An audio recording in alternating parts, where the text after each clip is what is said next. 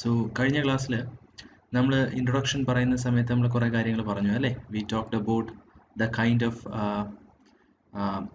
situation that is there in Kerala. We also talked about how uh, uh, environmental issues like global warming can affect us a lot. And we have also talked about why we should have a kind of ecological consciousness. ഒരു പാരിസ്ഥിതിക ബോധം നമ്മൾക്കുണ്ടാവേണ്ട ആവശ്യകതയെ പറ്റിയൊക്കെ നമ്മൾ പറഞ്ഞു. Again, we talked about under what circumstances UGC has decided to prescribe environmental studies as well as disaster management for students across India. So we have seen why we should need a kind of commitment towards nature, because we live in such precarious or dangerous conditions that if we do not bother, or if we do not think about, or if we do not care nature, things can become really worse for us, especially for people in Kerala who live very close to sea level, or who live in coastal areas. So I have also provided you a glimpse of issues that is there in Bangladesh. I have told you how Dhaka became an overpopulated city, and I have also asked you to watch some of those documentaries that are there in YouTube. I hope you have watched them. Okay, so ഇത് online class അല്ലായിരുന്നു, live class ആയിരുന്നെങ്കിൽ ഞാനിപ്പം കണ്ട ഡോക്യുമെൻ്ററിയെ പറ്റിയൊക്കെ നിങ്ങളോട് സംസാരിക്കാനായിട്ട് പറഞ്ഞുതരാം. Anyway, be prepared. എപ്പോഴെങ്കിലും നമ്മൾ നേരിൽ കാണുകയാണെങ്കിൽ I'll make you talk in the class. Okay, so ഇവിടെ നമ്മൾ ഒഫീഷ്യലി നമ്മളുടെ പഠന മെറ്റീരിയലിലേക്ക് വരികയാണ്, നമ്മൾക്ക് പഠിക്കാനുള്ള ടെക്സ്റ്റ് ബുക്കിലേക്ക് വരികയാണ്. സോ യൂണിറ്റ് 1 തുടങ്ങുമ്പോഴത്തേക്കും you have got an introductory essay. This is written by Ranjith Krishnan. Ranjith Krishnan എന്ന് പറയുന്ന പന്തളം NSS കോളേജിലെ ഇംഗ്ലീഷ് അധ്യാപകനാണ്. നൗ അദ്ദേഹം എഴുതിയിരിക്കുന്ന ആർട്ടിക്കിളാണ് what we are going to look at first. He is talking about the significance of environmental studies, basically the earth and its resources. Okay, so environmental studies ന്റെ പ്രസക്തിയെക്കുറിച്ചും ഭൂമിയെക്കുറിച്ചും ഭൂമിയുടെ സ്രോതസ്സുകളെക്കുറിച്ചും ഒക്കെയാണ് ഇതിനകത്ത് സംസാരിക്കാൻ പോകുന്നത്. ചെറിയൊരു ഇൻട്രൊഡക്ടറി ആർട്ടിക്കിളാണ്, കോംപ്ലിക്കേറ്റഡ് ആയിട്ട് യാതൊന്നും തന്നെയില്ല. It's written in A very simple language, so you can easily pick up. എന്താ പറയുന്നതെന്ന് നോക്കാം. As humanity completes nearly 2 decades in the 21st century, every nook and cranny of this earth has been altered due to numerous catastrophic events. Now, as humanity completes nearly 2 decades in the 21st century, നമ്മൾ complete ചെയ്തു. 21ാം നൂറ്റാണ്ടിലെ ആദ്യത്തെ 2 പതിറ്റാണ്ടുകൾ നമ്മൾ പൂർത്തീകരിച്ചു. നമ്മൾക്കറിയാം, നമ്മളിപ്പം 2021-ലാണ്.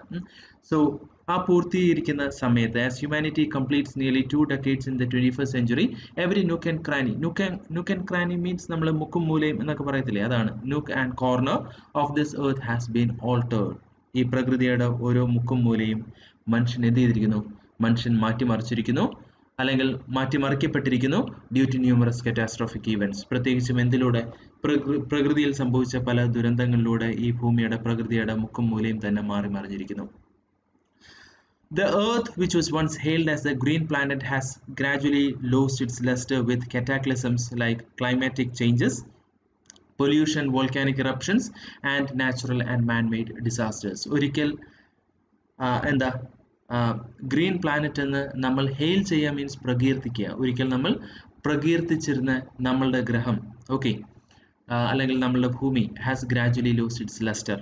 പതിയെ അതിന് ലസ്റ്റർ മീൻസ് അതിൻ്റെ പകിട്ട് നഷ്ടപ്പെട്ടു പോയിരിക്കുന്നു. വിത്ത് കാറ്റാക്ലിസംസ് മീൻസ് ദുരന്തങ്ങൾ. എന്തിലൂടെ? Like catastrophes like climatic changes, അത് കാലാവസ്ഥാ വ്യതിയാനങ്ങളിലൂടെ, പൊല്യൂഷനിലൂടെ, അതേപോലെ എന്താ വോൾക്കാനിക് ഇറപ്ഷൻസിലൂടെ, അഗ്നിപർവ്വത സ്ഫോടനങ്ങളിലൂടെ, and natural and man made disasters, പ്രകൃതിയിലുണ്ടായിട്ടുള്ളതും അല്ലെങ്കിൽ മനുഷ്യൻ്റെ പ്രവർത്തനങ്ങളുടെ ഇടപെടലിൻ്റെ ഫലമായിട്ടുണ്ടായിട്ടുള്ളതുമായിട്ടുള്ള ഡിസാസ്റ്ററുകളിലൂടെ പ്രകൃതിക്ക് അതിൻ്റെ ആ മരതക കാന്തി, അതിൻ്റെ ആ ഭംഗി, അതിൻ്റെ ആ പകിട്ട് നഷ്ടപ്പെട്ടു പോയിരിക്കുന്നു. ഒരു minute. With man occupying all possible corners of the earth, the planet and the animal world suffer as they are forced to regress from their natural habitat. With man occupying all possible corners of the earth, ഭൂമിയിൽ എവിടെയെല്ലാം ഇടങ്ങൾ ബാക്കിയുണ്ടോ അവിടേക്കെല്ലാം അധിവസിക്കാനായിട്ട് മനുഷ്യൻ കടന്നു കയറുന്നതിലൂടെ സസ്യലോകമാണെങ്കിലും ജന്തുലോകമാണെങ്കിലും they suffer, അവർ അങ്ങേയറ്റം അനുഭവിക്കുന്നു, പ്രശ്നങ്ങൾ നേരിടുന്നു. As they are forced to regress from their natural habitat. Regress ചെയ്യുക മീൻസ് പിൻവാങ്ങുക. അവർ എന്ത് ചെയ്യേണ്ടതായിട്ട് വരുന്നു? അവരുടെ സ്വാഭാവികമായിട്ടുള്ള താവളങ്ങളിൽ നിന്ന്, വാസസങ്കേതങ്ങളിൽ നിന്ന്, അവർ വസിക്കുന്ന ഇടങ്ങളിൽ നിന്ന് അവർ എന്ത് ചെയ്യേണ്ടതായിട്ട് വരുന്നു? അവർ പിൻവാങ്ങേണ്ടതായിട്ട് വരുന്നു. The time has reached for us to think over the possible ways of rejuvenating the planet lest everything perishes in no time. So ഇതെല്ലാം നമ്മുടെ പ്രകൃതിയിൽ സംഭവിക്കുന്ന കാര്യങ്ങളാണ്. ഓക്കെ, നമ്മളുടെ കാടുകളെല്ലാം മനുഷ്യൻ വെട്ടിത്തെളിക്കുന്നതിലൂടെ കാടുകളിൽ സസ്യലോകമാണെങ്കിലും ജന്തുലോകമാണെങ്കിലും അവർ നൂറ്റാണ്ടുകളായിട്ട് ഒരുപക്ഷെ അവരുടേതാക്കി വെച്ചിരുന്ന ഇടങ്ങളെല്ലാം തന്നെ, അവരുടെ വാസസ്ഥലങ്ങളെല്ലാം നഷ്ടപ്പെട്ട് ഉൾക്കാടുകളിലേക്ക് പോകേണ്ടതായിട്ട് വന്നിരിക്കുന്നു. പലപ്പോഴും നമ്മൾ പത്രങ്ങളിൽ പുലികൾ ഗ്രാമങ്ങളിലേക്ക് ഇറങ്ങി വരുന്നു, അക്രമങ്ങൾ ഉണ്ടാക്കുന്നു, അല്ലെങ്കിൽ ആനകൾ ഗ്രാമങ്ങളിലേക്ക് ഇറങ്ങി വരുന്നു. ഇത് എന്തുകൊണ്ട് സംഭവിക്കുന്നു എന്ന് വെച്ച് കഴിഞ്ഞാൽ they are forced to do so. അവർക്ക് അവരുടേതായിട്ടുള്ള വാസസ്ഥലങ്ങളും അതേപോലെ തന്നെ അവരുടെ ഭക്ഷണങ്ങളും നഷ്ടപ്പെട്ടു പോകുന്നത് കൊണ്ടാണ് പലപ്പോഴും അവർ എന്ത് ചെയ്യേണ്ടതായിട്ട് വരുന്നത്? അവരുടെ ഇടങ്ങൾ വിട്ട് ഗ്രാമങ്ങളിലേക്ക് വരേണ്ടതായിട്ട് വരുന്നത്. സ്വാഭാവികമായിട്ടുള്ള ഒരു സാഹചര്യത്തിലും ഒരു മൃഗം അത് അധിവസിക്കുന്ന മേഖല വിട്ടു പോകത്തില്ല. സോ ഒരു ആന നാട്ടിൻ പുറത്തേക്ക് അല്ലെങ്കിൽ മലയോര പ്രദേശങ്ങളിലുള്ള ഗ്രാമങ്ങളിലേക്കൊക്കെ ഇറങ്ങുന്നുണ്ടെങ്കിൽ, അല്ലെങ്കിൽ പുലികൾ ആ വിധത്തിൽ ഇറങ്ങി വരുന്നുണ്ടെങ്കിൽ, തീർച്ചയായിട്ടും they are forced to do so. So with man occupying all possible corners of the earth, the plant and the animal world suffers as they are forced to regress from their natural habitat. The time has reached for us to think over the possible ways of rejuvenating the planet. അതുകൊണ്ട് തന്നെ സമയം അതിക്രമിച്ചിരിക്കുന്നു നമ്മൾ എന്തേപ്പറ്റി ചിന്തിക്കാനായിട്ടുള്ള. We have to think about the possible ways of rejuvenating the planet. നമ്മളുടെ ഭൂമിയെ, നമ്മളുടെ ഗ്രഹത്തെ rejuvenate ചെയ്യുക means പുനരുജ്ജീവിപ്പിക്കുക. Okay, so നമ്മളുടെ പ്രകൃതിയെ പുനരുജ്ജീവിപ്പിക്കുന്നതിന്റെ മാർഗങ്ങളെ പറ്റിയിട്ട് നമ്മൾ ആലോചിക്കേണ്ട സമയം അതിക്രമിച്ചിരിക്കുന്നു. ഇനിയും നമ്മൾ ആലോചിച്ചില്ല എന്നുണ്ടെങ്കിൽ everything perishes in no time. വലിയ താമസമില്ലാതെ ഭൂമിയിലെ മിക്ക ജീവജാലങ്ങളും എന്നേക്കുമായി ഇല്ലാതാകും. സോ വംശനാശ ഭീഷണി നേരിടുന്ന ജീവജാലങ്ങളെയൊക്കെ പറ്റിയിട്ട് നമ്മൾ കാണാറുണ്ട്. വംശനാശം സംഭവിച്ചു പോയ ജീവികളെ പറ്റിയിട്ടുമൊക്കെ നമ്മൾ പലപ്പോഴും ഡോക്യുമെന്ററികളിലും സിനിമകളിലും ഒക്കെ നമ്മൾ കണ്ടിട്ടുണ്ട്. ഓക്കെ, സോ ഒരുപാട് ജീവജാലങ്ങൾ എന്ത് ഫേസ് ചെയ്യുന്നുണ്ട്? they face the threat of extinction. അല്ലെങ്കിൽ ഒരുപാട് സ്പീഷീസുകൾ ഓരോ ദിവസം കഴിയുന്തോറും they become more and more endangered. Thus it is the obligation of every individual to guide and instruct the coming generations regarding the importance of environment and the need to preserve it for posterity. അതുകൊണ്ട് തന്നെ it has become an obligation. Obligation means ഉത്തരവാദിത്വം. ഇത് നമ്മളുടെ ഉത്തരവാദിത്വമായി മാറിയിരിക്കുന്നു, ഓരോ വ്യക്തിയുടെയും ഉത്തരവാദിത്വമായി മാറിയിരിക്കുന്നു. to guide and instruct the coming generations. വരുന്ന തലമുറയെ നേരായിട്ടുള്ള വഴിക്ക് നയിക്കുക, അവർക്ക് ആവശ്യമായിട്ടുള്ള നിർദ്ദേശങ്ങൾ നൽകുക എന്നുള്ളത് നമ്മളുടെ ഉത്തരവാദിത്വമാണ്. മറ്റൊരു രീതിയിൽ പറഞ്ഞാൽ പ്രകൃതിയെ സ്നേഹിക്കാനായിട്ട് വരും തലമുറയെ പഠിപ്പിക്കേണ്ട ഉത്തരവാദിത്വം കൂടെ നമ്മളുടേതാണ്. We have to guide and instruct the coming generations regarding the importance of environment and the need to preserve it for posterity. So പ്രകൃതി സംരക്ഷിക്കപ്പെടേണ്ടതിന്റെ പ്രാധാന്യം എന്താണെന്ന് വരും തലമുറയ്ക്ക് മനസ്സിലാക്കി കൊടുക്കുക. And also you have to tell them about the need to preserve it for posterity. Posterity means തുടർന്ന് വരാനിരിക്കുന്ന തലമുറകൾക്ക് വേണ്ടിയിട്ട് പ്രകൃതിയെ സംരക്ഷിക്കാനായിട്ടുള്ളത് വരും തലമുറയ്ക്ക് പഠിപ്പിച്ച് കൊടുക്കേണ്ട ഉത്തരവാദിത്വം കൂടെ നമ്മളുടെ ഭാഗത്ത് ഉണ്ട്. Here lies the significance of environmental studies, a branch of study that provides an awareness of the environment, its significance and scope in a pragmatic manner. Now ഇവിടെയാണ് എന്തിന്റെ പ്രാധാന്യം അല്ലെങ്കിൽ പ്രസക്തി എന്ന് പറയുന്നത്, എൻവയൺമെന്റൽ സ്റ്റഡീസിന്റെ പ്രസക്തി എന്ന് പറയുന്നത് ഇവിടെയാണ്. So here lies the significance of here is the significance of environmental studies. So environmental studies in the definition ആണ് അവിടെ വരുന്നത്, the branch of study that provides an awareness of the environment. Basically എൻവയൺമെന്റിനെ കുറിച്ചുള്ള ഒരു awareness കൊടുക്കുന്ന ഒരു branch ആണ് എന്തെന്ന് പറയുന്നത്, എൻവയൺമെന്റൽ സ്റ്റഡീസ് എന്ന് പറയുന്നത്. സോ ഇത് നിങ്ങൾക്ക് പരീക്ഷയ്ക്ക് ചോദിക്കാൻ സാധ്യതയുള്ള ഒരു ക്വസ്റ്റ്യൻ ആണ്. സോ ഇവിടെയാണ് നമ്മുടെ ഫസ്റ്റ് ക്വസ്റ്റ്യൻ വരുന്നത്, what is the significance of environmental studies എന്ന് പറഞ്ഞിട്ട് ഫസ്റ്റ് ക്വസ്റ്റ്യൻ വരും. സോ അല്ലെങ്കിൽ വാട്ട് ഈസ് എൻവയൺമെന്റൽ സ്റ്റഡീസ് എന്ന് പറഞ്ഞിട്ട് ക്വസ്റ്റ്യൻ വരും. So it is a branch of study or it is a branch of science that provides an awareness of the environment. എന്തിനെക്കുറിച്ച് awareness തരും? പ്രകൃതിയെക്കുറിച്ച് അവയർനെസ് തരും, അതിന്റെ പ്രാധാന്യം എന്താണെന്നുള്ളത് മനസ്സിലാക്കി തരും, ആൻഡ് ഇറ്റ്സ് സ്കോപ്പ്, അതിന്റെ സാധ്യതകൾ എന്താണെന്നുള്ളത് മനസ്സിലാക്കി തരും in a pragmatic manner. Pragmatic manner means പ്രായോഗികമായിട്ട്. ഓക്കെ, സോ പ്രായോഗികമായിട്ട് പരിസ്ഥിതി എന്താണ്, പരിസ്ഥിതിയുടെ പ്രാധാന്യം എന്താണ്, അതിന്റെ സാധ്യതകൾ എന്താണ് എന്നൊക്കെ നമ്മൾക്ക് പഠിപ്പിച്ചു തരുന്ന ശാസ്ത്രത്തിന്റെ ഒരു ബ്രാഞ്ചാണ് എന്തെന്ന് പറയുന്നത് എൻവയൺമെന്റൽ സ്റ്റഡീസ് എന്ന് പറയുന്നത്. ഓക്കെ, സോ വാട്ട് ഈസ് എൻവയൺമെന്റൽ സ്റ്റഡീസ് എന്ന് ഫസ്റ്റ് ക്വസ്റ്റ്യൻ ഇതാണ്. സോ നമ്മൾ ഡിഫൈൻ ചെയ്യുന്നത് എങ്ങനെയാണെന്ന് വെച്ച് കഴിഞ്ഞാൽ it is the branch of study that provides an awareness of the environment, its significance and scope in a pragmatic manner. Man's careless prowling of nature has clearly damaged the environment and hence we suffer from countless concerns. എന്നാൽ പ്രകൃതിയോട് യാതൊരു പ്രതിബദ്ധതയും ഇല്ലാത്ത നമ്മളുടെ തലമുറയാണെങ്കിലും കടന്നുപോയ തലമുറകളാണെങ്കിലും man's callus പ്രൗളിംഗ്, callus means യാതൊരു വിധത്തിലുമുള്ള വൈകാരിക പരിഗണന ഇല്ലാത്ത, ശരിക്കും കാലസ് എന്ന് വെച്ചാൽ തഴമ്പിച്ച എന്നുള്ളതാണ്. സോ തഴമ്പിന്റെ പ്രത്യേകത എന്താ, നമ്മൾക്ക് ഒരു തഴമ്പിൽ നമ്മളൊന്ന് നുള്ളുകയോ അല്ലെങ്കിൽ അവിടെ ഒന്ന് പിച്ചുകയോ ഒന്ന് ചെയ്തു കഴിഞ്ഞാൽ നമുക്ക് വേദന അറിയാൻ പറ്റില്ല. സോ ഇവിടെ അത് ആ ഒരു സെൻസിലാണ് ഉപയോഗിക്കുന്നത്. മനുഷ്യന്റെ നിർവികാരപരമായിട്ടുള്ള അല്ലെങ്കിൽ യാതൊരു വിധത്തിലും ഉള്ള പ്രതിബദ്ധതയില്ലാത്ത മനുഷ്യന്റെ പ്രൗളിംഗ് മീൻസ് കടന്നുകയറ്റം, പ്രകൃതിയിലേക്കുള്ള കടന്നുകയറ്റം has clearly damage the environment, എന്തിന് കോട്ടം സംഭവിപ്പിച്ചിരിക്കുന്നു, പ്രകൃതിക്ക് പ്രഹരമേൽപ്പിച്ചിരിക്കുന്നു. ആൻഡ് ഹെൻസ് വി സഫർ, അതുകൊണ്ട് തന്നെ നമ്മൾ ഒരുപാട് എണ്ണമറ്റ പ്രശ്നങ്ങൾ നമ്മൾ നേരിടുന്നു. Hence V suffer from countless concerns means problems. Pure air to breathe and polluted water to drink and hygienic conditions to live in are the rights of every human being. ഓരോ മനുഷ്യന്റെയും അവകാശമാണ് എന്ത്, ശ്വസിക്കാനായി ശുദ്ധമായിട്ടുള്ള ജീവവായു ലഭിക്കുക എന്നുള്ളത്, കുടിക്കാനായിട്ട് അൺപൊല്യൂട്ടഡ് ആയിട്ടുള്ള ജലം ലഭിക്കുക എന്നുള്ളത്, അധിവസിക്കാനായിട്ട് വൃത്തിയുള്ള ശുചിത്വമുള്ള പാർപ്പിടങ്ങൾ ലഭിക്കുക എന്നുള്ളത് ഓരോ പൗരന്മാരുടെയും അടിസ്ഥാനപരമായിട്ടുള്ള ആവശ്യമാണ്. ഓക്കെ, സോ ഫണ്ടമെന്റൽ റൈറ്റ്സ് ആണ് എന്ത്, pure air to breathe, unpolluted water to drink and hygienic conditions to live in. Writers too have offered timely warning through their works highlighting the glory of nature and demonstrating the dystopia when things go astray. Now ഇതുപോലെ തന്നെ എഴുത്തുകാർ പലപ്പോഴും അവരുടെ എഴുത്തുകളിലൂടെ രചനകളിലൂടെ കാണിച്ചിട്ടുണ്ട്. പ്രത്യേകിച്ച് ഇപ്പം ഭൂമിക്ക് ഒരു ചരമഗീതം പോലെയുള്ള ONV കവിതകളൊക്കെ പറ്റിയിട്ട് നിങ്ങൾ കവിതയൊക്കെ കേട്ടിട്ടുണ്ടാകും. സോ അതിന് സമാനമായിട്ടുള്ള ഒരുപാട് കൃതികളിലൂടെ ഒരുപാട് ഭാഷകളിൽ ഒരുപാട് എഴുത്തുകാർ കാലാനുസൃതമായിട്ട് ഓരോ കാലഘട്ടങ്ങളിലും മനുഷ്യർക്ക് താക്കീത് നൽകിയിട്ടുണ്ട്. എന്തിനെ സംബന്ധിച്ചിടത്തോളം, പ്രകൃതിയെ സംരക്ഷിക്കേണ്ടതിന്റെ ആവശ്യകതയെ സംബന്ധിച്ചിടത്തോളം writers have offered timely warnings through there works highlighting the glory of nature, പ്രകൃതിയുടെ മനോഹാരിത എന്താണ് അല്ലെങ്കിൽ അതിന്റെ പ്രാധാന്യം എന്താണ് എന്നുള്ളതും, and demonstrating the dystopia means നാശം, ഓക്കെ, നരകതുല്യമായിട്ടുള്ള അവസ്ഥ. Demonstrating the dystopia when things go astray means വഴിതെറ്റി പോവുക, കാര്യങ്ങൾ കൈവിട്ട് പോയി കഴിയുമ്പോഴത്തേക്കും നമ്മൾ അധിവസിക്കുന്ന ഭൂമി എന്തായി മാറാം, ഒരു നരകമായി മാറാമെന്ന് പല എഴുത്തുകാരും പല കാലഘട്ടങ്ങളിലും പറഞ്ഞിട്ടുണ്ട്. Through suggestive discourses they have attempted to smash the smoke screen created by ruthless predators of nature. So ഇങ്ങനെയൊക്കെയുള്ള സൂചനകളിലൂടെ, സജസ്റ്റീവ് എന്ന് വെച്ച് കഴിഞ്ഞാൽ സൂചനകൾ തരുന്ന, ഡിസ്കോഴ്സസ് മീൻസ് വിവരണങ്ങളിലൂടെ ഈ എഴുത്തുകാരെല്ലാവരും തന്നെ ദേ ഹാവ് അറ്റംപ്റ്റഡ് ശ്രമിച്ചിട്ടുണ്ട് എന്ത്, to smash the smoke screen means പുകമറ. ഇങ്ങനെയുള്ള പ്രകൃതിക്കെതിരെ നശീകരണ പ്രവർത്തനങ്ങളിൽ ഏർപ്പെട്ടിരിക്കുന്ന ആളുകൾ സൃഷ്ടിക്കുന്ന പുകമറ തച്ചുടയ്ക്കാനായിട്ട് പലപ്പോഴും പല എഴുത്തുകാരും എന്ത് ചെയ്തിട്ടുണ്ട്, പല സൂചനകളും അവരുടെ കൃതികളിലൂടെ തന്നിട്ടുണ്ട്.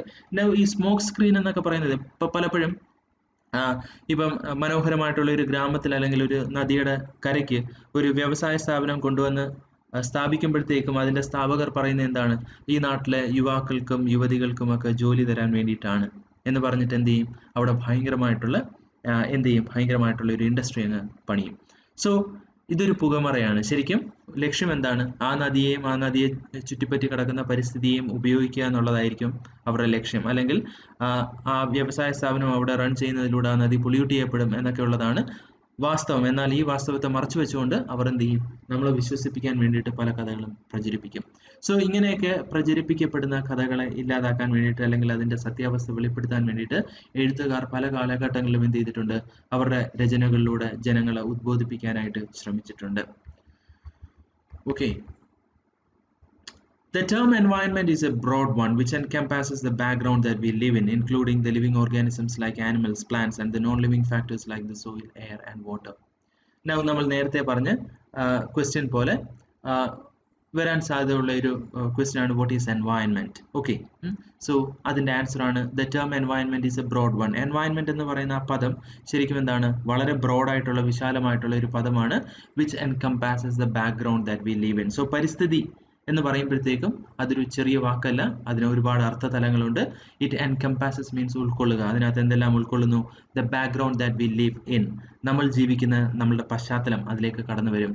Including the living organisms like animals, plants and the non living factors like the soil, air and water. നമ്മൾ ജീവിക്കുന്ന ചുറ്റുപാട് എന്ന് പറയുമ്പോഴത്തേക്കും അതിനകത്ത് എന്ത് വരും? ആ ചുറ്റുവട്ടത്ത് ജീവിക്കുന്ന മൃഗങ്ങളാണെങ്കിലും സസ്യങ്ങളാണെങ്കിലും ഇനി നോൺ ലിവിംഗ് ഫാക്ടേഴ്സ് ആയിട്ടുള്ള മണ്ണാണെങ്കിലും വായു ആണെങ്കിലും ജലമാണെങ്കിലും ഇതെല്ലാം അടങ്ങുന്ന ഒരു വളരെ വിശാലമായിട്ടുള്ള ഒരു ലോകമാണ് എന്തെന്ന് പറയുന്നത്? എൻവയൺമെന്റ് എന്ന് പറയുന്നത്. So the term environment is a broad one which encompasses the background that we live in. So basically പരിസ്ഥിതി എന്ന് പറയുമ്പോഴത്തേക്കും നമ്മൾ ജീവിക്കുന്നതിന്റെ ചുറ്റുപാടാണ് നമ്മൾ എന്തുകൊണ്ട് ഉദ്ദേശിക്കുന്നത്? എൻവയൺമെന്റ് കൊണ്ട് ഉദ്ദേശിക്കുന്നത്. So the term environment is a broad one which encompasses the background that we live in. So നമ്മൾ ജീവിക്കുന്ന പശ്ചാത്തലം എന്ന് പറയുമ്പോഴത്തേക്കും it includes living organisms and non living organisms. Living organisms എന്ന് പറയുമ്പോഴത്തേക്കും പ്ലാന്റ്സ്, ആനിമൽസ് ആണ് മെയിൻ ആയിട്ട് വരുന്നത്. മൈക്രോ ഓർഗാനിസംസ് വരും. ആൻഡ് നോൺ ലിവിംഗ് ഫാക്ടേഴ്സ് എന്ന് പറയുമ്പോഴത്തേക്കും മണ്ണ്, ദെൻ അന്തരീക്ഷം, വായു, ജലം, and non-living factors like soil, air and water. Even the smallest organism that is invisible to the humans play a vital role in maintaining the ecological balance. പലപ്പോഴും നമ്മൾ തിരിച്ചറിയാത്ത എന്താണെന്ന് വെച്ച് കഴിഞ്ഞാൽ നമ്മൾ ഈ പറയുന്ന വൈറസ് ഒക്കെ പോലെയുള്ള സൂക്ഷ്മ ജീവികൾ പോലും നമ്മളുടെ പരിസ്ഥിതിയുടെ സന്തുലിതാവസ്ഥ മെയിൻറ്റെയിൻ ചെയ്യുന്നതിൽ സുപ്രധാനമായിട്ടുള്ള പങ്ക് വഹിക്കുന്നുണ്ട്. Even the smallest organisms that is invisible to the humans play a vital role in maintaining the ecological balance. ഇപ്പം വൈറസ് മാത്രമല്ല, ഫംഗസ് ആണെങ്കിലും ബാക്ടീരിയ ആണെങ്കിലും നമ്മൾ ഈ നൈട്രജൻ ഫിക്സിംഗ് ബാക്ടീരിയയെ പറ്റിയിട്ടൊക്കെ നിങ്ങൾ കേട്ടിട്ടുണ്ടാകും. സോ മണ്ണിന്റെ വളക്കൂറ് മെച്ചപ്പെടുത്താനൊക്കെ അവ എന്ത് ചെയ്യുന്നുണ്ട്? ധാരാളമായിട്ട് നമ്മളെ സഹായിക്കുന്നുണ്ട്. ഓക്കെ, സോ ഈ രീതിയിൽ മൈക്രോ ഓർഗാനിസംസ് നമ്മൾ അറിയാതെ തന്നെ എന്ത് ചെയ്യുന്നുണ്ട്? നമ്മളുടെ ജീവിതത്തിൽ വളരെ സുപ്രധാനമായിട്ടുള്ള പങ്ക് വഹിക്കുന്നുണ്ട്. Every student should comprehend the significance of the earth and it's resources. അതുകൊണ്ട് തന്നെ ഓരോ വിദ്യാർത്ഥിയും എന്തിനെ പറ്റിയിട്ട് അറിഞ്ഞിരിക്കേണ്ടതായിട്ടുണ്ട്? പ്രകൃതിയെക്കുറിച്ചും പ്രകൃതിയിലെ റിസോഴ്സുകളെ കുറിച്ചും അവയുടെ പ്രസക്തിയെക്കുറിച്ചും ഒക്കെ നമ്മൾ അറിയേണ്ടതായിട്ടുണ്ട്.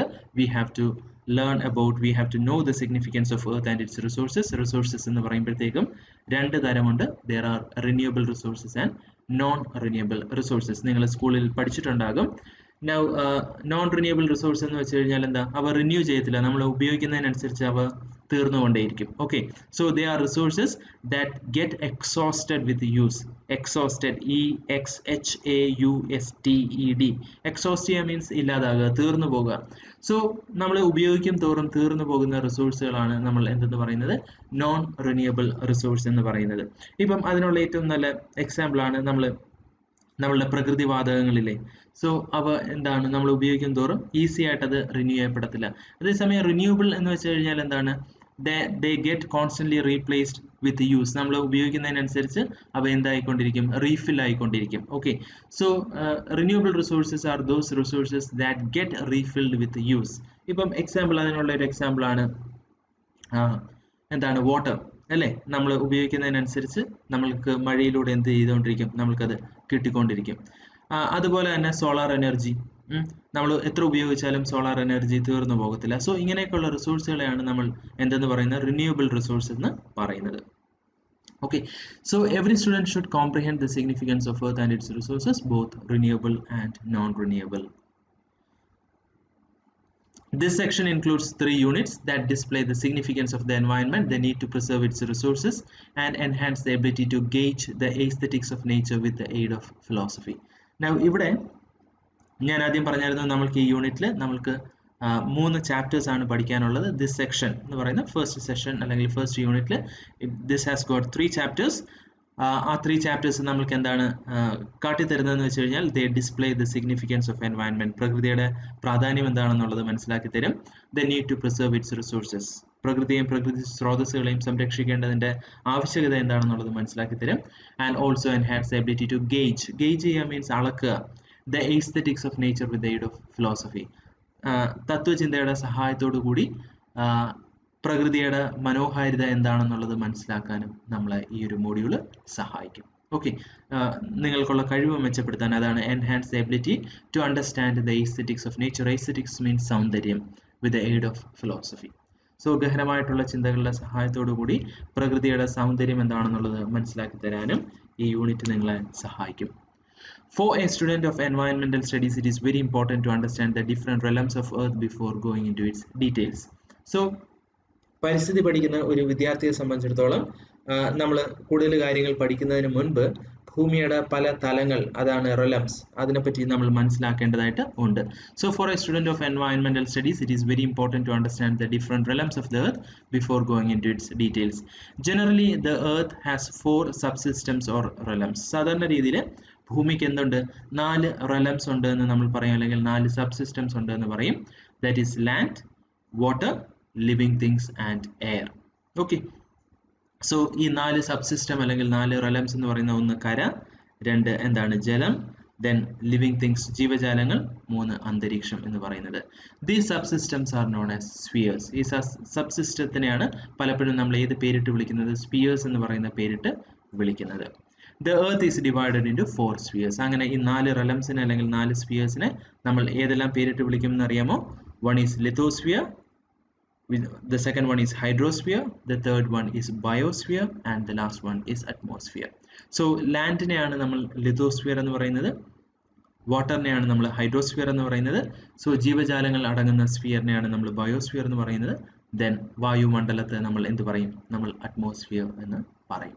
Okay, so അവിടെ ഒരു question ആണ് നമ്മളുടെ third question. Which are the different realms of the earth? Okay, which are the different realms of the earth? So നമ്മൾ എന്ത് പറയും, generally the earth has 4 subsystems or realms. They are also known as spheres. These are land, water, living things and air. So these spheres are also named as lithosphere, hydrosphere, biosphere and atmosphere. Okay, ഇനി ഓരോന്നിന്റെയും definition ആണ്. ഒരു minute. Okay, so first we are going to look at the definition of lithosphere. What is lithosphere? ഇതായിരിക്കും question. The lithosphere contains all the land mass or the solid realm of the earth, which includes the mountains, plateaus and plains. So പർവ്വതങ്ങളും പീഠഭൂമികളും സമനിലങ്ങളും ഒക്കെ അടങ്ങുന്ന ഭൂമിയുടെ കര എന്ന് നമ്മൾക്ക് വിശേഷിപ്പിക്കാൻ പറ്റുന്ന ആ ഭാഗത്തെയാണ് നമ്മൾ എന്തെന്ന് പറയുന്നത്, ലിത്തോസ്ഫിയർ എന്ന് പറയുന്നത്. So the lithosphere contains all the land mass, മുഴുവൻ കരയും. മറ്റൊരു രീതിയിൽ പറഞ്ഞാൽ ഖരാവസ്ഥയിലുള്ള സോളിഡ് സ്റ്റേറ്റിലുള്ള ഭൂമിയുടെ ഭാഗങ്ങളാണ് which includes mountains, plateaus and plains. ഇനി ഹൈഡ്രോസ്ഫിയർ നോക്കാം. What is hydrosphere? The hydrosphere comprises all solid, liquid and gaseous water bodies of the planet. അതായത് ഇപ്പം ലിത്തോസ്ഫിയർ മുഴുവൻ ലാൻഡ് ആണെങ്കിൽ ഹൈഡ്രോസ്ഫിയർ മൊത്തം എന്താണ്, വാട്ടർ ആണ്. The hydrosphere comprises all solid, liquid and gaseous water bodies of the planet. ഇവിടെ solid എന്ന വാക്ക് കണ്ടിട്ട് ഞെട്ടണ്ട. സോളിഡ് സ്റ്റേറ്റിലും ലിക്വിഡ് സ്റ്റേറ്റിലും ഗേഷ്യസ് സ്റ്റേറ്റിലുമുള്ള മുഴുവൻ വാട്ടർ ബോഡീസിനെയാണ് നമ്മൾ ഹൈഡ്രോസ്ഫിയർ എന്ന് പറയുന്നത്. കഴിഞ്ഞ ക്ലാസ് നമ്മൾ എടുത്ത സമയത്ത് നമ്മൾ അന്റാർട്ടിക്കയെ പറ്റിയിട്ടൊക്കെ പറഞ്ഞു. ആ സമയത്ത് ഞാൻ അവിടെ പറഞ്ഞായിരുന്നു, അവിടെ കര എന്താണ്, ഐസായിട്ടാണ് കിടക്കുന്നത്. പെർമനൻ്റ്ലി ഫ്രോസൺ ആയിട്ടുള്ള വാട്ടർ ആണ് ശരിക്കും അവിടെ എന്തെന്ന് പറയുന്നത്, കര എന്ന് പറയുന്നത്. സോ അങ്ങനെ ഫ്രോസൺ ആയിട്ട് കിടക്കുന്ന സോളിഡ് സ്റ്റേറ്റിലുള്ള ഐസും എന്ത് തന്നെയാണ്, വാട്ടർ തന്നെയാണ്. സോ അതുകൊണ്ടാണ് the hydrosphere comprises all solid, liquid and gaseous water bodies of the planet. ഇനി അതേപോലെ തന്നെ വെള്ളം എന്ത് ചെയ്യാം, ആവിയായിട്ടും നിലകൊള്ളാം അല്ലേ. സോ ഗേഷ്യസ് സ്റ്റേറ്റിലുള്ള വാട്ടർ ആണെങ്കിലും അത് നമ്മൾ എന്തിനകത്ത് കൊണ്ടുവരും, ഹൈഡ്രോസ്ഫിയറിനകത്ത് കൊണ്ടുവരും. So the hydrosphere comprises all solid, liquid and gaseous water bodies of the planet. This sphere is 10 to 20 kilometres thick. ഇതിൻ്റെ തിക്നെസ് എത്ര വരെയുണ്ട്, 10 to 20 കിലോമീറ്റേഴ്സ് എന്ന് പറയുമ്പോഴത്തേക്കും നമ്മൾ കടലിൻ്റെയൊക്കെ ആഴത്തെ പറ്റിയിട്ടാണ് പറയുന്നത്. 10 to 20 കിലോമീറ്റേഴ്സ് വരെ എന്ത് ചെയ്യാം, ഇത് ഡീപ്പായിട്ട് കിടക്കാം. So this sphere is 10 to 20 kilometres thick. Now, biosphere നോക്കേ. The biosphere contains all the planet's living beings. നമ്മളുടെ ഭൂമിയിലെ മുഴുവൻ ജീവജാലങ്ങളും അടങ്ങുന്ന സ്ഫിയറിനെയാണ് നമ്മൾ ബയോസ്ഫിയർ എന്ന് പറയുന്നത്. സോ ലിവിങ് ബീങ്സ് എന്ന് പറയുമ്പോഴത്തേക്കും it includes plants, animals and micro organisms. So 3 സ്ഫിയറിന്റെ ഡെഫിനേഷൻ നമ്മൾ കണ്ടു. We have studied what is lithosphere, we have studied what is hydrosphere and we have also studied what is biosphere. So the biosphere is that realm of the earth which contains all the plants, all the planets, living beings. All the planets in the biosphere is that realm of the earth which contains living beings, which includes plants, animals and microorganisms.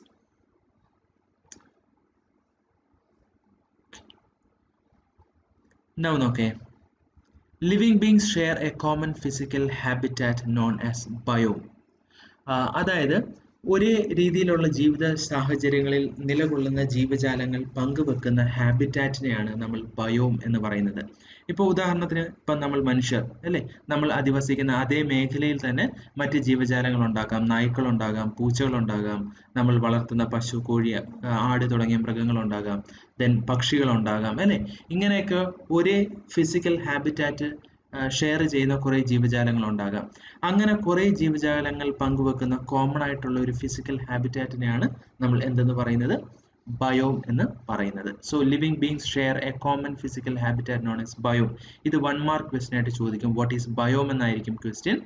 A biome is a common physical habitat shared by living beings. ജീവജാലങ്ങൾ പങ്കുവെക്കുന്ന common ആയിട്ടുള്ള ഒരു എന്താ ഹാബിറ്റാറ്റിനെയാണ് നമ്മൾ എന്തെന്ന് പറയുന്നത്. Habitat അറിയല്ലോ, നമ്മൾ അധിവസിക്കുന്ന സ്ഥലം, അതിനെയാണ് നമ്മൾ ബയോം എന്ന് പറയുന്നത്. മറ്റൊരു രീതിയിൽ പറഞ്ഞാൽ A biome can be defined as a community of plants and animals that have common characteristics for the environment they exist in. മറ്റൊരു രീതിയിൽ പറഞ്ഞാൽ ഒരു ബയോം എന്ന് വെച്ച് കഴിഞ്ഞാൽ ഒരു കമ്മ്യൂണിറ്റിയാണ്. അതിനകത്ത് പ്ലാന്റ്സും ആനിമൽസും മൈക്രോ ഓർഗാനിസംസും ഒക്കെ ഉണ്ടാകും. Now they have common characteristics. ഇവർക്ക് പൊതുവായിട്ടുള്ള ചില സ്വഭാവ സവിശേഷതകൾ ഉണ്ടാകും. ആ സ്വഭാവ സവിശേഷതകൾ മുൻനിർത്തിക്കൊണ്ടാണ് അവർ ഒരേ ചുറ്റുപാടിൽ നിലകൊള്ളുന്നത്. ഇപ്പോൾ ഉദാഹരണത്തിന് നമ്മൾ പോളാർ ബെയേഴ്സിനെ പറ്റി നോക്കുക. പോളാർ ബെയേഴ്സിനും നമ്മൾക്കും നമ്മളിപ്പം കേരളത്തിലുള്ള മനുഷ്യർക്കും ഒരേപോലത്തെ പാരിസ്ഥിതിക ചുറ്റുപാടിൽ നിലനിൽക്കാൻ പറ്റുമോ? പറ്റത്തില്ല. കാരണം we have no common characteristics. നമ്മൾക്ക് പൊതുവായിട്ടുള്ള ക്യാരക്ടറിസ്റ്റിക്സ് കുറവാണ്. സോ അതേപോലെ തന്നെ ഇപ്പം നമ്മൾ വരയാടുകളെ പറ്റി ചിന്തിക്കുക അല്ലേ. നമ്മളുടെ കേരളത്തിലെ എൻഡേഞ്ചേർഡ് ആയിട്ടുള്ള ഒരു സ്പീഷീസ് ആണ് നമ്മൾ എന്തെന്ന് പറയുന്നത്, വരയാട് എന്ന് പറയുന്നത്. നമ്മൾ ഈ മൂന്നാറൊക്കെ പോലെയുള്ള സ്ഥലങ്ങളിൽ പോയി കഴിഞ്ഞാൽ നമുക്ക് അതിനെ കാണാനായിട്ട് സാധിക്കും. അവയും നമ്മളും ഒരേ ഹാബിറ്റാറ്റ് ആണോ ഷെയർ ചെയ്യുന്നത്? അല്ല. അതേസമയം നമ്മളുടെ ചുറ്റുവട്ടത്തുള്ള പൂച്ചകളെ നോക്കുക, പട്ടികളെ നോക്കുക, അല്ലെങ്കിൽ ഈ പറഞ്ഞതുപോലെ ഞാൻ നേരത്തെ പറഞ്ഞതുപോലെ നമ്മൾ വളർത്തുന്ന ആട്, പശു, കോഴി തുടങ്ങിയ ജീവജാലങ്ങളെയൊക്കെ നോക്കുക. സോ നമ്മൾക്കൊക്കെ എന്താണ് ഒരേ ടെമ്പറേച്ചർ ആണ് ആവശ്യം. സോ നമ്മൾക്ക് വേണ്ടുന്ന റിസോഴ്സുകളെല്ലാം നമ്മളുടെ ചുറ്റുവട്ടത്തുണ്ട്. സോ ഇങ്ങനെയൊക്കെയുള്ള ഇതാണ് നമ്മൾ എന്തുകൊണ്ട് ഉദ്ദേശിക്കുന്നത്, കോമൺ ക്യാരക്ടറിസ്റ്റിക്സ് കൊണ്ട് ഉദ്ദേശിക്കുന്നത്. പ്രധാനമായിട്ടും അതിനകത്ത് വരുന്നത് നമ്മൾ എന്ത് ടെമ്പറേച്ചറിൽ അധിവസിക്കുന്നു എന്നുള്ളതാണ്. ഇപ്പൊ പോളാർ ബെയേഴ്സ് നമ്മൾക്കറിയാം ഭയങ്കരമായിട്ടുള്ള തണുപ്പാണ് അവർക്ക് ആവശ്യം അല്ലേ. അതേസമയം നമ്മൾക്കൊരു പർട്ടിക്കുലർ ഒരു മോഡറേറ്റ് ടെമ്പറേച്ചർ ആണ് നമ്മൾക്ക് ആവശ്യം. സോ ഇങ്ങനെയൊക്കെ ഉള്ളതാണ് നമ്മൾ എന്തെന്ന് പറയുന്നത്, ക്യാരക്ടറിസ്റ്റിക്സ് എന്ന് പറയുന്നത്. സോ ബയോം എന്ന് പറയുന്നത് it is a common physical habitat shared by living beings എന്നുള്ളതാണ് definition. You can also define a biome as a community of plants and animals that have common characteristics to live in a particular environment. ഒരു പ്രത്യേക ചുറ്റുപാടിൽ ജീവിക്കാൻ ആവശ്യമായിട്ടുള്ള common characteristics ഉള്ള പ്ലാന്റ്സും ആനിമൽസും അടങ്ങുന്ന ഒരു കമ്മ്യൂണിറ്റിയെയും നമ്മൾക്ക് എന്തെന്ന് പറയാം, ഒരു ബയോം എന്ന് പറയാം. Deserts, grasslands and tropical rainforests are 3 of the many types of biomes that exist within the biosphere. ബയോസ്ഫിയറിൽ കാണപ്പെടുന്ന പല ബയോംസിനുള്ള എക്സാമ്പിൾ ആണ്. ഇപ്പം ഡെസേർട്ട് എന്ന് പറയുന്ന ഒരു ബയോമാണ്. അവിടെ കാണപ്പെടുന്ന ജീവജാലങ്ങൾക്കെല്ലാം എന്താവശ്യമാണ്, അവിടുത്തെ ഒരു ചൂടും അവിടുത്തെ ഒരു അവസ്ഥയിലൊക്കെ അധിവസിക്കാൻ പറ്റുന്നവരാണ് അവിടെ ജീവിക്കുന്നത്. സോ ഡെസേർട്ട് ഒരു ബയോമാണ്, ഗ്രാസ് ലാൻഡ്സ് ഒരു ബയോമാണ്, ട്രോപ്പിക്കൽ റെയിൻ ഫോറസ്റ്റ് ഒരു ബയോമാണ്, ഈ ആർട്ടിക് അന്റാർട്ടിക് പോലെയൊക്കെയുള്ള റീജിയൻസ് ബയോംസ് ആണ്. സോ ഐസ് ക്ലാഡ് മൗണ്ടൻസ്, മഞ്ഞു മൂടി കിടക്കുന്ന പർവ്വതങ്ങൾ ഒക്കെ എന്തിനുള്ള എക്സാമ്പിൾ ആണ്, ബയോംസിനുള്ള എക്സാമ്പിൾ ആണ്. Now we come to the atmosphere. നമ്മൾ ഒരു സ്ഫിയർ കൂടെ പറയാനുണ്ട്, അതാണ് atmosphere. We have discussed lithosphere, hydrosphere and biosphere, and now we come to the atmosphere. നമ്മൾക്കറിയാം നമ്മളുടെ ഭൂമിയെ ചുറ്റിപ്പറ്റി കിടക്കുന്ന വായുമണ്ഡലം, ആ ആവരണമാണ് എന്തെന്ന് പറയുന്നത്, അറ്റ്മോസ്ഫിയർ എന്ന് പറയുന്നത്. So the atmosphere is earth's outer layer which contains all the air in the planet system. നമ്മളുടെ പ്ലാനറ്റിൽ ഭൂമിയുടെ ഭാഗമായിട്ടുള്ള മുഴുവൻ വായുവും അടങ്ങുന്ന, വാതകങ്ങളും അടങ്ങുന്ന ആ ഒരു ഉപരിതല മണ്ഡലമാണ് എന്തെന്ന് പറയുന്നത്, അറ്റ്മോസ്ഫിയർ എന്ന് പറയുന്നത്. So the atmosphere is the earth's outer layer which contains all the air in the planet system. Its upper portion provides protection from ultraviolet radiation and it consists of various gases besides living organism. Now അതിന്റെ ഒരു ഏറ്റവും upper പോർഷനിലേക്ക് പോകുമ്പോഴത്തേക്കും അവിടെ നമ്മൾ ultraviolet റേഡിയേഷനിൽ നിന്ന് protect ചെയ്യാനായിട്ട് ആരുണ്ട്, അവിടെ പല വാതകങ്ങളുണ്ട്. ഏറ്റവും പ്രധാനമായിട്ടും അതിലാരാണ്? O3 എന്ന് പറയുന്ന ഓസോൺ ആണ്. Okay, so it's upper portion provides protection from ultraviolet radiation and it consists of various gases besides the living organisms. Living organisms എന്ന് പറയുമ്പോഴത്തേക്കും മൈക്രോ ഓർഗാനിസംസും അതേപോലെ നല്ല ഉയരത്തിൽ പറക്കാൻ പറ്റുന്ന പരുന്ത് പോലെയൊക്കെയുള്ള പക്ഷികളുമൊക്കെ ഇവിടെ കാണാൻ പറ്റും, നമുക്ക് നമ്മുടെ അറ്റ്മോസ്ഫിയറിൽ കാണാനായിട്ട് പറ്റും. ഇവിടെ അതിൻ്റെ ഒരു ഗ്രാഫിക്കൽ റെപ്രസെൻറ്റേഷൻ തന്നിട്ടുണ്ട്. ഹൈഡ്രോസ്ഫിയർ എന്ന് പറയുന്ന വാട്ടർ, ലിത്തോസ്ഫിയർ എന്ന് പറയുന്നത് കര, ദെൻ ഇത് മൂന്നും കൂടി ഇന്റർസെക്ട് ചെയ്യുന്നതാണ് എന്തെന്ന് പറയുന്നത് ബയോസ്ഫിയർ എന്ന് പറയുന്ന ജീവജാലങ്ങളെ നമുക്ക് ഹൈഡ്രോസ്ഫിയറിൽ കാണാൻ പറ്റും. മണ്ണിര പോലെയൊക്കെയുള്ളവരെ നമുക്ക് ലിത്തോസ്ഫിയറിൽ കാണാനായിട്ട് പറ്റും. ദെൻ എന്താണ് ചില പക്ഷികൾ പോലെയൊക്കെയുള്ളവരെ നമുക്ക് അറ്റ്മോസ്ഫിയറിലും കാണാനായിട്ട് പറ്റും. സോ മൂന്നോടെ ഹൈഡ്രോസ്ഫിയറും ലിത്തോസ്ഫിയറും അറ്റ്മോസ്ഫിയറും കൂടെ ഇന്റർസെക്ട് ചെയ്യുന്ന ഒരു ഏരിയ ആണ് ബയോസ്ഫിയർ എന്ന് പറയുന്നത്.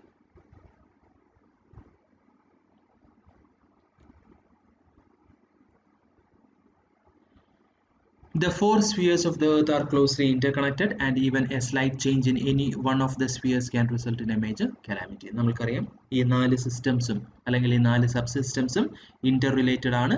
ഏതെങ്കിലും ഒരു സബ്സിസ്റ്റത്തിൽ ഒരു ചെറിയ ചേഞ്ച് വന്നു കഴിഞ്ഞാൽ അതെന്ത് ചെയ്യും? മറ്റ് സിസ്റ്റംസിനെയും അഫക്റ്റ് ചെയ്യും. The four spheres of the Earth are closely interconnected and even a slight change in any one of the spheres can result in a major calamity. Calamity means durandam. Such changes that occur within an ecosystem are referred to as events. So ഇങ്ങനെ ഒരു ഇക്കോസിസ്റ്റത്തിനകത്ത് നടക്കുന്ന ചേഞ്ചുകളെ, dramatic ആയിട്ടുള്ള ചേഞ്ചുകളെ, നാടകീയമായിട്ടുള്ള വലിയ കോൺസിക്വൻസുകൾ ഉണ്ടാക്കാൻ പറ്റുന്ന ചേഞ്ചുകളെയാണ് നമ്മൾ എന്തെന്ന് പറയുന്നത്? ഈവൻസ് എന്ന് പറയുന്നത്. ഇത് അടുത്ത ക്വസ്റ്റ്യൻ ആണ്. What are events? Events are dramatic changes that occur within a subsystem or within an ecosystem. ഒരു ഇക്കോസിസ്റ്റത്തിലോ അല്ലെങ്കിൽ ഒരു സബ്സിസ്റ്റത്തിലോ നടക്കുന്ന ഡ്രമാറ്റിക് ആയിട്ടുള്ള എൻവയൺമെന്റൽ ചേഞ്ചസിനെയാണ് നമ്മൾ എന്തെന്ന് പറയുന്നത്? ഈവൻസ് എന്ന് പറയുന്നത്. It can be either natural such as an earthquake or a hurricane or caused by humans such as an oil spill or air pollution. ഇങ്ങനെ ഈ ക്ലൈമാറ്റിക് ഈവൻസ് അല്ലെങ്കിൽ എൻവയൺമെന്റൽ ഈവൻസ് എന്ന് പറയുന്നത് ചിലത് നാച്ചുറൽ ആകാം. ഇപ്പം ഭൂമികുലുക്കം അല്ലെങ്കിൽ ഒരു ചുഴലിക്കാറ്റ് പോലെയൊക്കെയുള്ള നാച്ചുറൽ സംഭവങ്ങളുമാകാം. അതല്ലെങ്കിൽ മനുഷ്യർ വരുത്തി തീർക്കുന്ന ഓയിൽ സ്പിൽ, ഈ എണ്ണ ചോർച്ചയൊക്കെ, കപ്പലുകളിൽ നിന്നൊക്കെയുള്ള എണ്ണ ചോർച്ചകൾ കണ്ടിട്ടില്ലേ? അല്ലെങ്കിൽ എയർ പൊല്യൂഷൻ, വാട്ടർ പൊല്യൂഷൻ, ഇങ്ങനെയൊക്കെയുള്ള ഹ്യൂമൻ ബീങ്സ് ഇൻഡ്യൂസ് ചെയ്യുന്ന ചേഞ്ചുകൾ ആകാം.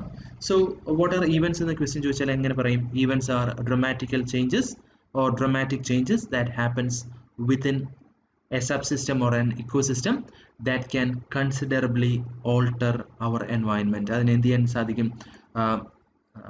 കൺസിഡറബിൾ ആയിട്ട് വലിയ തോതിൽ നമ്മുടെ പ്രകൃതിയിൽ മാറ്റങ്ങൾ കൊണ്ടുവരാനായിട്ട് അവയ്ക്ക് സാധിക്കും. It can be man made or it can be natural. It can be natural like earthquake or a hurricane or man made like an oil spill or air pollution. അപ്പം അത്രയും കാര്യങ്ങളാണ് നമ്മൾക്ക് ഇൻട്രൊഡക്ടറി ആർട്ടിക്കിളിൽ വായിക്കാനായിട്ടുള്ളത്. ഇനി നമ്മൾക്ക് ഈ മോഡ്യൂളിൽ പഠിക്കാനുള്ളത് എന്താണെന്ന് വെച്ച് കഴിഞ്ഞാൽ it is a speech made by chief Seattle. അത് നമ്മൾക്ക് അടുത്ത ക്ലാസ്സിലേക്ക് വരുമ്പോഴത്തേക്കും നമ്മൾക്ക് നോക്കാം. അപ്പം ഇത്രയും കാര്യങ്ങൾ കേൾക്കുക. ഇത്രയും കാര്യങ്ങളിൽ നിന്ന് ഏറ്റവും പ്രധാനമെന്ന് ഞാൻ പറഞ്ഞ 3-4 ക്വസ്റ്റ്യൻസ് ഉണ്ടല്ലോ, അതെല്ലാം ഒരു നോട്ട്ബുക്കിലേക്ക് എഴുതി ആൻസർ ആയിട്ട് പഠിച്ചു വെക്കുക. Okay, so see you in the next class.